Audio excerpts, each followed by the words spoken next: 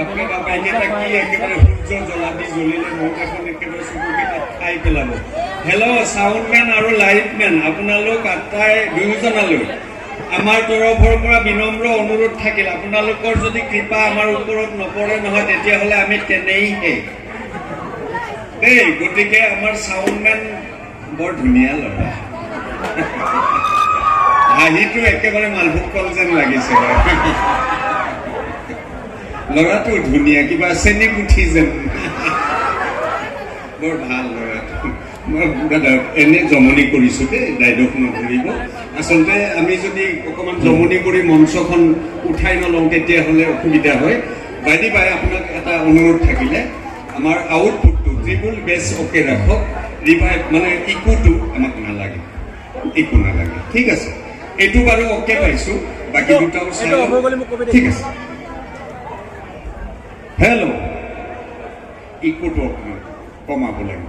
Hello' hello' hello' আউটপুটটো অকণমান বঢ়াব লাগিব। হেল্ল' হা, এতিয়াহে মজা হৈছে, হাঁহিটো আৰু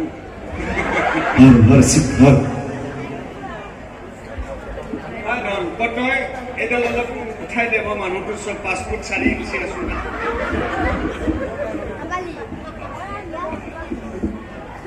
অকণমান চাপৰ, হাঁহিটো ভাল, আমাক একো নালাগে। বাকী আমাৰ লাইটমেনে ঠিকে দিছে বাৰু, সেই দুটা বন্ধ কৰাত মোৰ অসুবিধাটো কমিল বাৰু, এইকেইটা থাকক। আৰু যদি আছে পিছফালৰ পৰা দিলেও অসুবিধা নাপাওঁ, ঠিক আছে?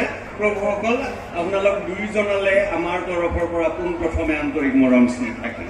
হে শ্ৰদ্ধাৰ বিহুবলীয়া ৰাইজ, আমি অকণমান ইকুটো বাঢ়ি থকা যেন পাইছোঁ। হে শ্ৰদ্ধাৰ বিহুবলীয়া ৰাইজ, কৰ্মকৰ্তাকে লগতে যিসকল মহান দাতা কৰ্মীৰ সহায় সহযোগিতাত আজি এই অনুষ্ঠানটো ইয়াত সফল ৰূপায়িত হ'বলৈ গৈ আছে, সেইসকল মহান দাতা কৰ্মী প্ৰমুখে সমিতিৰ সমূহ কৰ্মকৰ্তাক আমি কমেডি সাগৰৰ পৰা আন্তৰিক মৰম স্নেহ শ্ৰদ্ধা ভক্তি জ্ঞাপন কৰিছোঁ।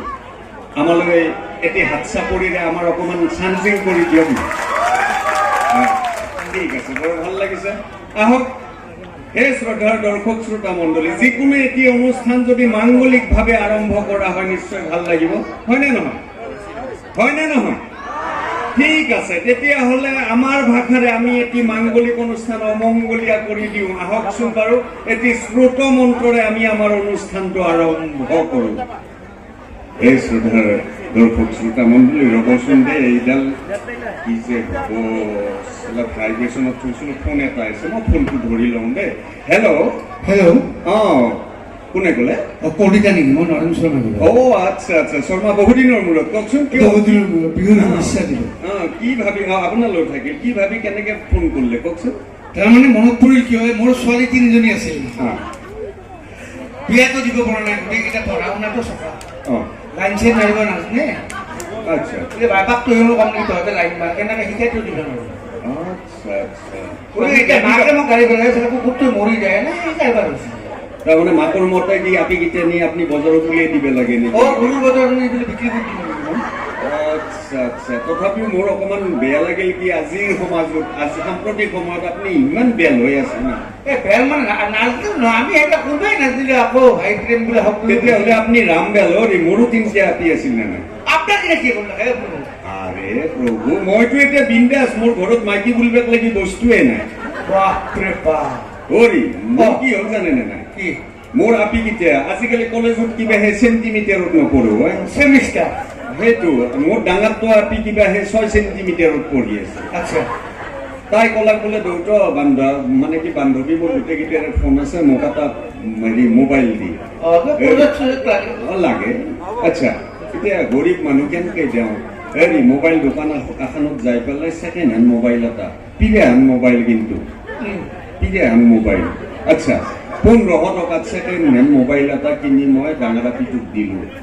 বিশ্বাস কৰোঁ না, 3 মাহ 3 মাহ লতান পতানকৈ কলেজত লৈ গেছি, প্ৰভুৰ কি সুদৃষ্টি পৰিল। 3 মাহ পিছত ডাঙৰটো আপি গেলে যাবাৰ সময়ত তাই কিন্তু ভুল কৰা নাই, মাজুটো আপিক দি পেলাই গৈছে, মাজু আয়া মই গেলতে মোৰ সদগতি লাগছি তোৰ মোবাইলটো ৰাখ। লক্ষী মোবাইল। আচ্ছা, মাজুটো আপি আছিল আপোনাৰ 3 চেণ্টিমিটাৰত পৰি।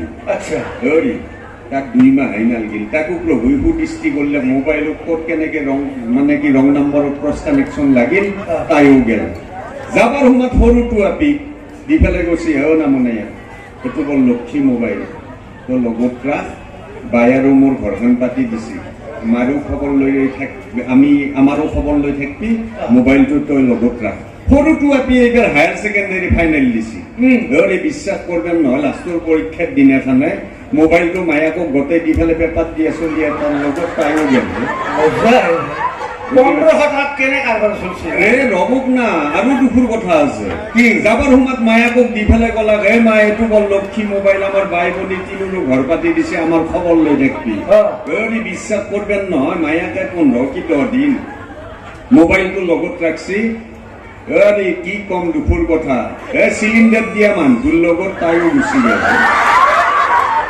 হে কৃষ্ণ 1500 টাকা 1500 টকা তেতিয়া মোৰ ঘৰত মাইকী বুলিবাক লাগি বস্তুৱে নাই কৃষ্ণ বুঝি পাচ্ছি না আপনি একটা মোবাইল কিনি দেখ অটোমেটিক প্রভুই দৃষ্টি করবো আপনার হে তো কালি করিম হ্যাঁ কালি করিম দেখ দেখ মোবাইল এটা কিনি দিব দেখ এরো দক না এরো দক মই মোৰ ভাল লাগে এটা ভাল টেক্সট পাইছো হ্যাঁ এৰো দক না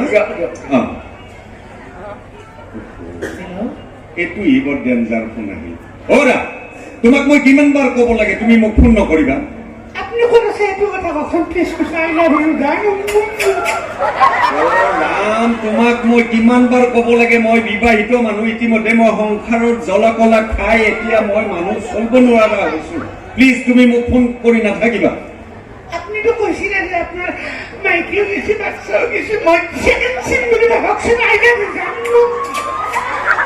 ৰাম মোৰ আৰু এইবোৰ কৰাৰ বয়সো নাই মই এতিয়া 60 বছৰীয়া মানুহ প্লিজ কৈছো তুমি ফোন কাটা মোক ফোন কৰি তুমি ডিষ্টাৰ্ব দি নাথাকিবা কাটা ফোন কাটা নম্বৰ হোয়াটসঅ্যাপ আৰ ফেসবুকত লগ পাই মই পাগলাই গেছে জানো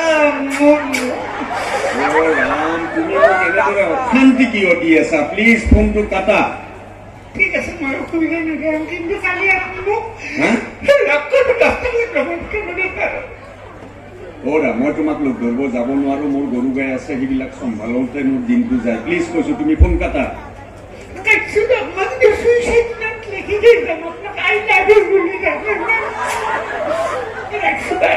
ফোন কাটা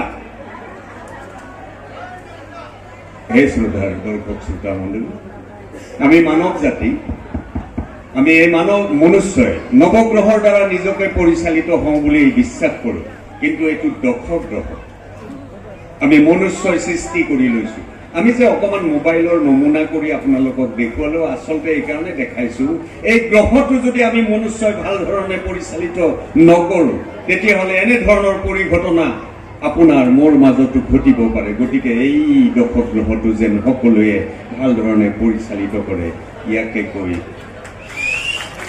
আহক আমাৰ পৰৱৰ্তী অনুষ্ঠানলৈ আগবাঢ়িম